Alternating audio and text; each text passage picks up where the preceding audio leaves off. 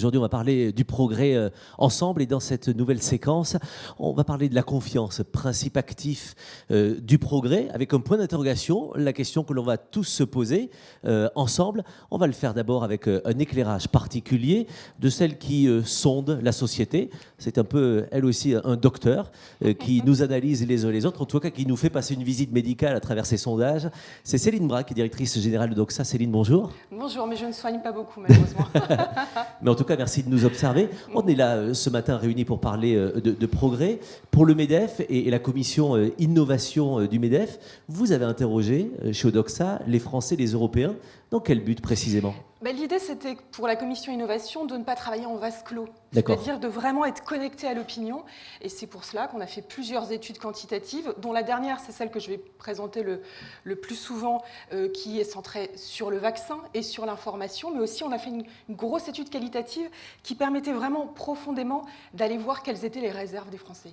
Très bien. Et il y a justement cette question de confiance, et ça va être notre premier débat maintenant, parce que Geoffroy de Roux-Bézieux nous le rappelait il y a un instant, on a l'impression qu'il y a un problème de confiance en France précisément, comme si le progrès technique n'était plus un gage de progrès pour l'homme. Vous le ressentez dans vos sondages ? Oui, c'est exactement ce qu'on peut voir. Je vous propose de faire un petit détour par le passé.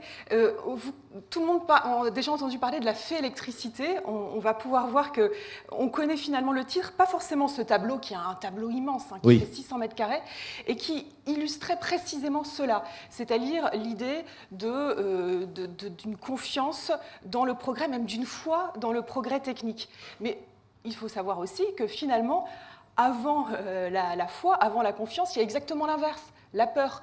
Et la fée électricité, en l'occurrence, elle a dû faire preuve de beaucoup d'assiduité pour séduire les Français.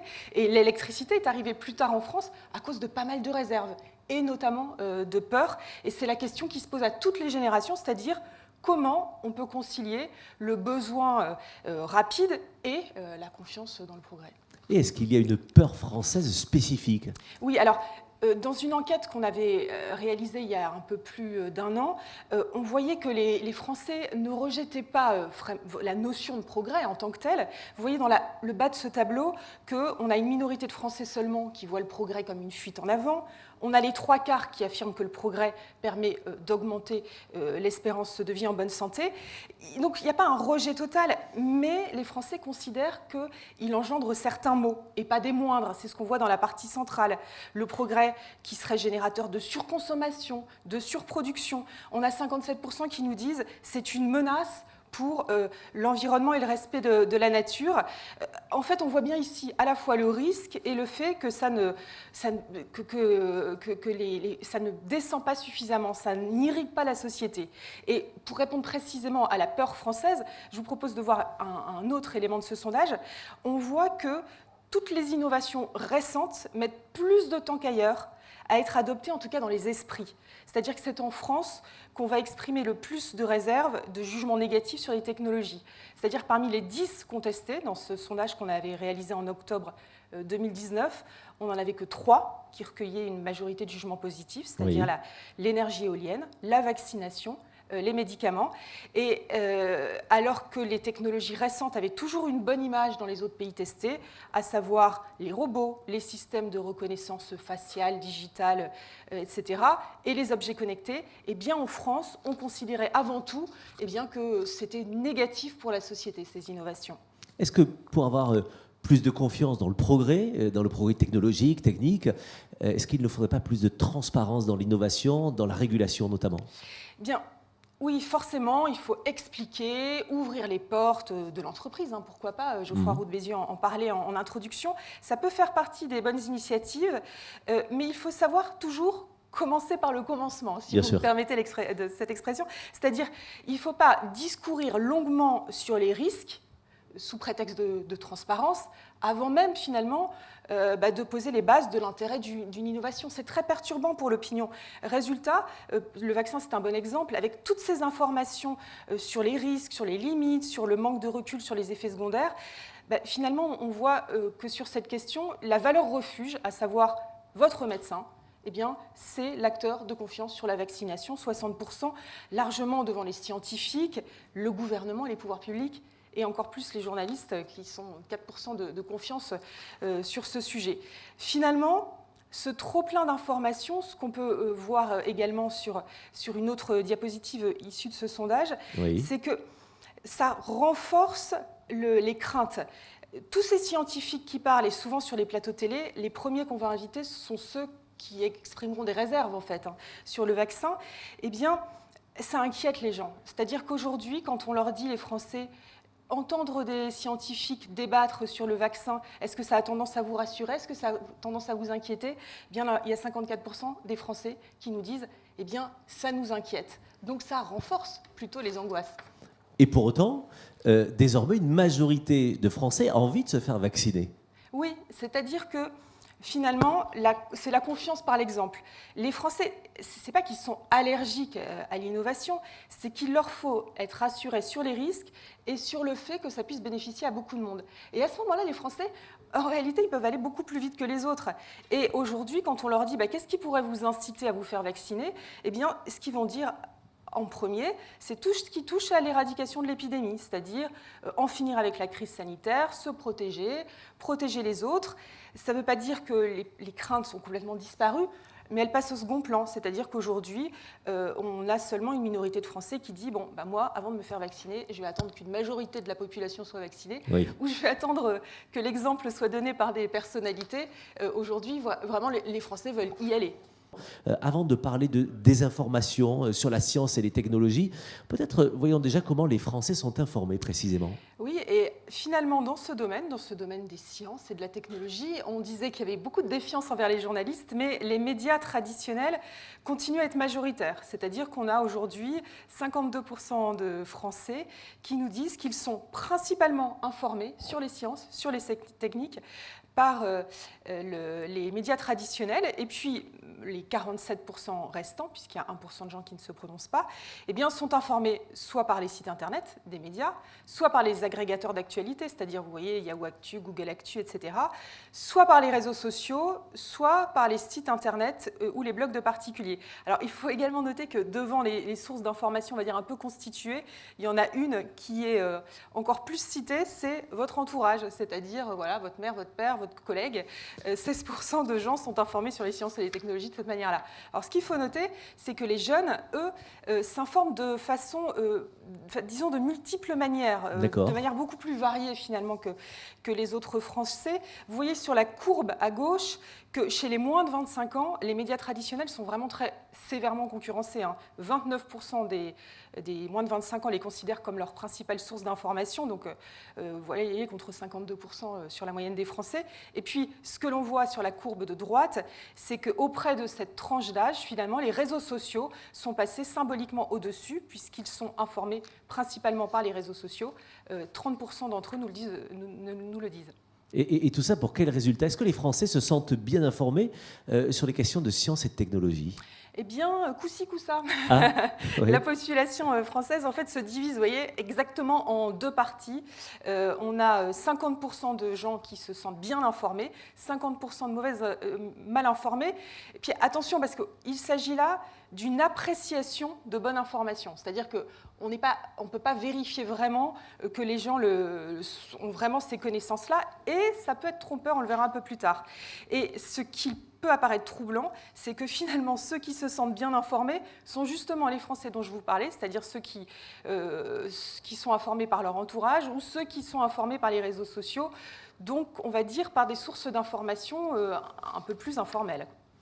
Et justement, on en vient au sujet du jour. Ce sont les fake news, puisqu'on parle de progrès aujourd'hui. Il y a le progrès dans l'information, qui est le sujet du moment. Il y a ceux qui manipulent sciemment, évidemment, en utilisant les fake news de manière volontaire. Et puis, il y a ceux qui reprennent, souvent de bonne foi d'ailleurs, ces informations qui sont fausses. Et est-ce que, sur cette notion-là, on arrive à savoir, en fait, combien de Français sont concernés? On a posé la question tout simplement aux gens, c'est-à-dire, est-ce que vous avez déjà relayé une information à vos proches ou via les réseaux sociaux en vous rendant compte par la suite qu'elle était fausse? Eh bien, on a quand même plus d'un quart de la population, 26%, qui nous avoue avoir déjà relayé cette fake news. Alors, sachez ici, sur cette diapo, on ne voit pas le détail, mais que les Français qui s'informent via les réseaux sociaux sont presque 2 fois plus nombreux que la moyenne à avoir déjà relayé une fake news. C'est 45% contre 26%. Et puis, sans pointer du doigt la jeunesse, mais comme ils sont beaucoup plus connectés, les jeunes, ils ont plus l'occasion, évidemment, d'être confrontés aux fake news et plus d'occasion de les relayer. Donc, ils sont 42% chez les moins de 25 ans, donc beaucoup plus nombreux que la moyenne encore à relayer ces fausses informations. Et d'ailleurs, dans votre sondage, vous avez tendu un piège aux répondants. Racontez-nous. Nous avons été perfides. Oui. C'est-à-dire qu'au tout début du questionnaire, puisqu'il ne s'agissait pas de leur mettre la puce à l'oreille, on a voulu tester une fake news qui est très répandue. Elle joue sur l'effet cumulatif de 2 peurs, la 5G, qui s'additionne à celle de l'épidémie. Et on a indiqué à notre échantillon de la population française que de très nombreux internautes avaient relayé les déclarations de plusieurs scientifiques et de médecins indiquant que les radiations de la 5G pouvaient jouer un rôle dans la propagation de l'épidémie de Covid-19. Eh bien, cette fausse information se taille un joli succès puisque vous voyez qu'il y a 19% de Français, c'est quand même donc un Français sur 5, qui nous dit qu'il est probable que cette information soit vraie. Et parmi les 80% de Français qui nous disent « vous ne me la faites pas quand même, non ?» on a quand même un tiers, 33%, qui nous dit « bon, disons que c'est peu probable ». Et là encore, il faut savoir que le sentiment d'être bien informé peut être trompeur, puisque ceux qui se sentent bien informés et ceux qui s'informent principalement via les réseaux sociaux sont proportionnellement beaucoup plus nombreux à rater notre fake news test. Le progrès peut-il encore être partagé par tous? On va en parler dans quelques instants avec nos invités qui vont venir nous rejoindre. On va d'abord essayer de sonder la société, savoir ce qu'elle pense, ce que vous pensez précisément sur ces sujets. Le progrès peut-il être encore partagé par tous? Céline Braque, vous êtes la directrice générale de Doxa, vous nous accompagnez en fil rouge pour nous apporter cet éclairage. Et vous qui sondez les citoyens français, la société, qu'est-ce qu'ils disent sur ce sujet précisément? Vous voyez cette citation à laquelle le titre effectivement fait allusion, le progrès ne vaut que s'il est partagé par tous. On peut dire selon Aristote, selon la SNCF et selon les Français, puisque dans un sondage qu'on avait proposé donc à la fin du mois d'octobre, on avait proposé 6 citations qui illustraient différents points de vue sur le progrès et sans donner les auteurs pour ne pas les influencer. Et vous voyez que les 3 qui arrivent en tête, alors il y en a une. C'est donc le slide précédent, s'il vous plaît. On va revenir, oui, très bien. Vous êtes allé trop vite. C'est la troisième est donc assez pessimiste. C'est Victor Hugo qui dit sans cesse le progrès roue au double engrenage, fait marcher quelque chose en écrasant quelqu'un. Donc ça, c'est très pessimiste. Merci Victor de nous plomber l'ambiance. Voilà, mais les 2 premières sont préférées et expriment mieux la vision du progrès des Français, celle d'Aristote et puis une autre qui va un peu dans le même sens, celle de Louis-Auguste Martin qui disait « Penser à l'avenir, c'est penser au progrès, c'est rêver une meilleure condition pour soi, pour les siens, pour la société tout entière. » Bref, vous voyez que l'idée du partage, l'idée d'une diffusion dans toute la société pour le bénéfice du plus grand nombre, c'est ce que retiennent les Français sur le progrès. Et j'allais préciser que on peut montrer la diapositive suivante, que le partage, finalement, on peut dire que c'est l'autre condition essentielle du progrès. Il y a évidemment le fait qu'une innovation, quand elle sort, elle ne doit pas être dangereuse, c'est ce qui sort en tête, ne doit pas être nuisible à la société, mais pour que le progrès que l'innovation puisse être considérée comme un progrès, on voit en 2e et en 4e que c'est soit accessible au plus grand nombre de personnes et soit utile et bénéfique pour vous-même et pour vos proches. Et alors, qu'est-ce que vous savez des attentes des Français en la matière? Quels sont les domaines dans lesquels les Français attendent le plus ce partage du progrès? Alors, on leur a posé la question en leur demandant dans les 20 prochaines années les attentes qu'ils avaient le plus. Et aujourd'hui, la santé est vraiment largement en tête. Vous voyez, 56% de citations. Alors, la santé, ça fait longtemps que ça fait partie des sujets sur lesquels les Français ont envie de plus de progrès. Mais évidemment, avec la crise sanitaire, eh bien, ça a fait un bond, 16 points. Devant la préservation de l'environnement, devant l'éducation. Et dans l'enquête qualitative que nous avions réalisée au printemps dernier, on voyait que cette exigence de partage, elle se manifestait vraiment beaucoup dans la santé. La santé qui serait considérée en quelque sorte comme un trésor mal partagé. On voit que les Français sont assez au fait des innovations en matière de santé, mais qu'ils pensent qu'il y a un manque de moyens pour les hôpitaux publics pour les acquérir, qu'il y a des différences entre d'un côté les ruraux et puis de l'autre les urbains, et puis il y a une fake news, on y revient, qui est très répandue dans la population, c'est de dire que les nouveaux soins sont chers et mal remboursés, ce qui fait finalement que ce que l'on voit, c'est qu'il y a une crainte que les décalages s'accroissent dans le futur, avec une augmentation des prix des complémentaires santé, une moindre participation de la sécurité sociale. Vous savez, lors de la dernière campagne présidentielle, on voyait que les sujets sur l'hôpital, l'accès aux soins, la prise en charge du vieillissement de la population, ça faisait partie des préoccupations des Français, mais beaucoup moins des programmes des candidats.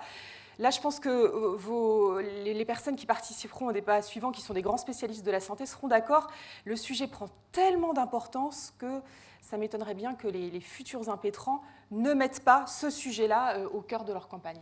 Et merci beaucoup de nous éclairer, Céline, avec toutes ces informations. Et merci à vos équipes d'avoir mené ces études auprès de la mission innovation du MEDEF.